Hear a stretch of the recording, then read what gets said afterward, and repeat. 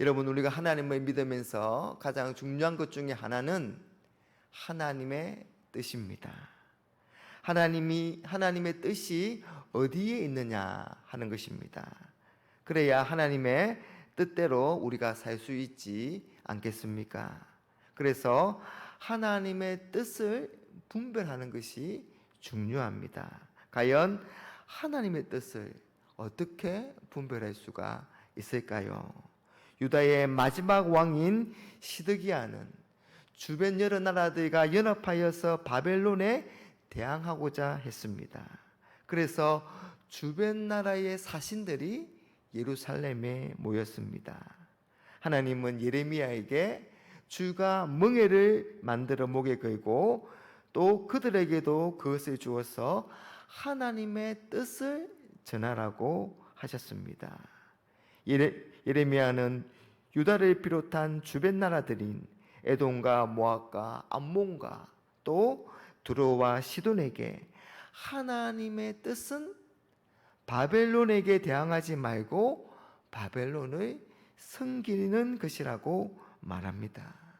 마치 짐승이나 노예가 멍에를 메고 주인의 말대로 하는 것처럼 너희가 바벨론 왕의 멍에를 목에 메고 바벨론에게 항복하고 바벨론의 말대로 하라는 것입니다. 왜냐하면 온 세상의 창조주시요 주관자가 되시는 하나님께서 바벨론 왕에게 온 땅을 주셨기 때문에 바벨론에 복종하는 길만이 살 길이라고 말씀하십니다. 5절과 6절, 나는 내 큰 능력과 나의 쳐든 팔로 땅과 지상에 있는 사람과 짐승들을 만들고 내가 보기에 옳은 사람에게 그것을 주었노라. 이제 내가 이 모든 땅을 내 종 바벨론의 왕 느부갓네살의 손에 주고 또 그의 짐승들을 그에게 주어서 섬기게 하였나니. 여러분, 정신이 제대로 박힌 사람이라면 어떻게 이런 말을 할 수가 있을까요? 어떻게 조국을 배신하고 다른 나라를 섬기라고 말할 수가 있을까요? 참으로 충격적이고 이건 매국노나 다름없는 일입니다. 그런데 이게 하나님의 말씀이고 하나님의 뜻입니다. 여러분, 지금 이 말씀에 있는 우리는 이미 완성된 계시의 말씀, 기록된 66권의 성경이 있으므로 좀 이해가 안 되어도 그래도 하나님께서 예레미야를 통해 주신 하나님의 말씀이고 하나님의 뜻이라는 것을 우리가 알 수 있고 또 믿을 수 있습니다.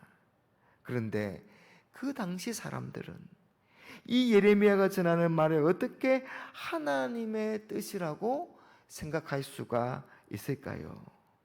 계속해서 멸망과 심판을 이야기하고 급기야는 이방 나라에 있는 바벨론을 나의 종이라고 하면서 바벨론에게 항복하고 바벨론을 섬기는 것이 하나님의 뜻이라고 하는데 이것을 어떻게 받아들일 수가 있을까요? 더군다나 평안과 복을 예언하는 다른 선지자들의 예언도 있었습니다. 과연 하나님의 뜻을 어떻게 구별할 수가 있을까요? 그것은 첫째, 예레미야가 예언한 대로 되고 있기에 예레미야의 말이 하나님의 뜻입니다. 거짓 선지자들은 하나님의 백성은 절대로 바벨론에게 멸망당하지 않는다고 했습니다. 그러나 예레미야는 유다의 죄로 말미암아 하나님의 영광이 떠났고 하나님이 그들과 함께하지 않는다 그렇게 말합니다. 그리고 하나님의 심판으로 예루살렘이 멸망한다고 했습니다. 예레미야의 말대로 바벨론의 침략으로 지금 시드기야 왕의 앞에 왕인 이 여호야긴과 여호야긴 그리고 백성들이 이미 비참하게 바벨론으로 끌려갔습니다. 예레미야의 예언대로 이루어지고 있으니, 그러니 예레미야의 말이 하나님의 뜻입니다. 둘째, 이미 하나님이 하신 말씀에 부합하기 때문에 하나님의 뜻입니다. 예레미야 시대의 유다는 우상 숭배가 극에 달했습니다. 자기 욕심을 위해서라면 자녀까지 바쳐서니까요.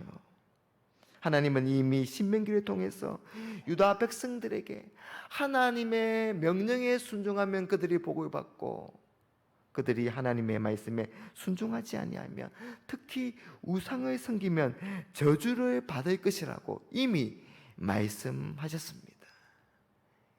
예레미야의 말은 그런 하나님의 말씀의 기준에 부합합니다. 그러니 예레미야의 말이 하나님의 뜻입니다.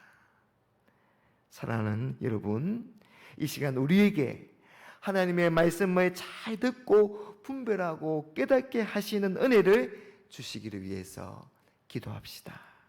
그래서 하나님의 뜻을 바로 알고 그 뜻대로 살아가는 저와 여러분들이 되시기를 주님의 이름으로 축복합니다.